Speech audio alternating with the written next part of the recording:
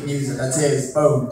I want that to be the name of his first comedy album, a Patton on my last name, because his full name, ladies and gentlemen, his first time to the world of comedy. Make some noise for Mr. Hilton Patton, everybody.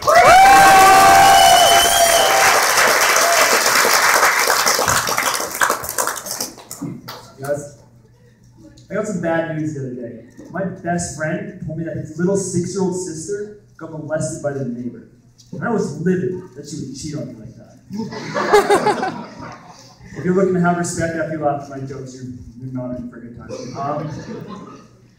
So I see a couple of you guys are drinking tonight, and that's good. Have fun with that. Do me a favor though, don't drink and drive. Drinking and driving obviously not good. I will never drink and drive again. Last Friday, my buddy and I were driving around completely wasted. We drove past this old elementary school I used to go to. They had this giant field I used to play in. I thought, how cool would it be if we just drove around the field and ripped up the grass? And we did, and it was awesome. But then somebody saw it, and called the cops, and we got arrested. I think it was somehow our fault the school was having recess. Now, obviously, alcohol and cakes mix well. That being said, I've heard people say that a drunk person, or a baby, is a lot like a drunk adult. You know, the way that it drools and crawls around. But to me, that's a bad comparison. Because to me, a baby's more like a pop can, you know? Just not as good when shaken.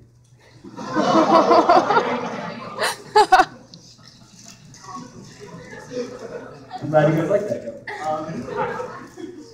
Now, obviously I'm okay with joking about death in general, but suicide. I don't think suicide's anything to be joked about. The other night, I was walking my dog, and I saw a guy up on the bridge, looking like he might jump. Worried about what he might do, I looked around to see if there was anyone else around me. But there was no one. There was no one there to help. It was all me. It all came down to me. It was all my responsibility to go up there and help this guy with a push. Now that may make me seem like a bad guy, but it's actually the exact opposite. I'm not. Like whenever I find old clothes or stuff I don't use anymore, I always give it to an orphanage. You know, the place where people put the things they no longer love.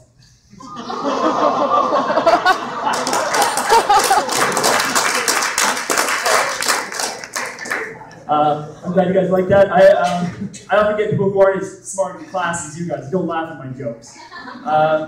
And for an example of that would be, the other day I was walking down the street with a couple friends, and I made some homeless joke. No big deal. Some passerby was overheard, and she stopped, and she came back up to me. And she said, "Excuse me? Did you just make fun of homeless people? You have no idea what they go through every day, and you should be ashamed of yourself." But I stopped her right there, because I do know what they go through every day. The trash.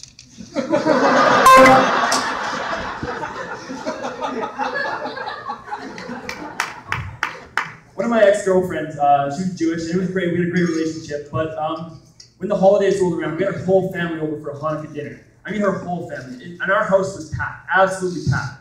And out of everyone there, I was the only one to find the irony and humor. We had to leave the house because of a gas leak.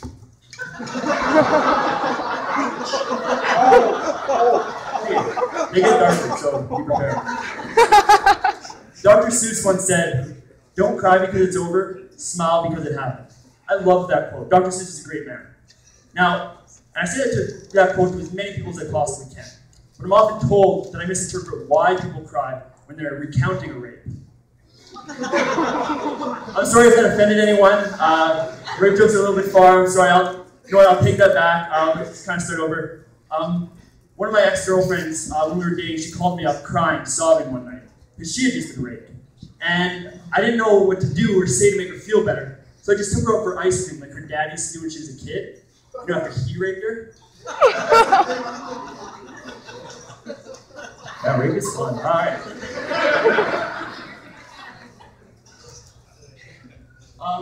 One of my ex-girlfriends, her name is Mary. It's not pertinent to the joke at all. I just want you all to hate her as much as I do.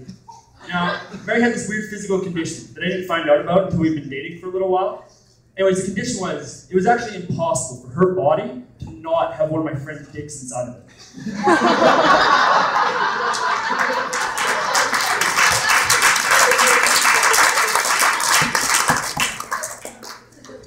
Now, running out of time here, guys. I'll just let you know that my set's almost done, but I wrote a great joke for you guys, a great abortion joke for you guys, a great abortion joke for you.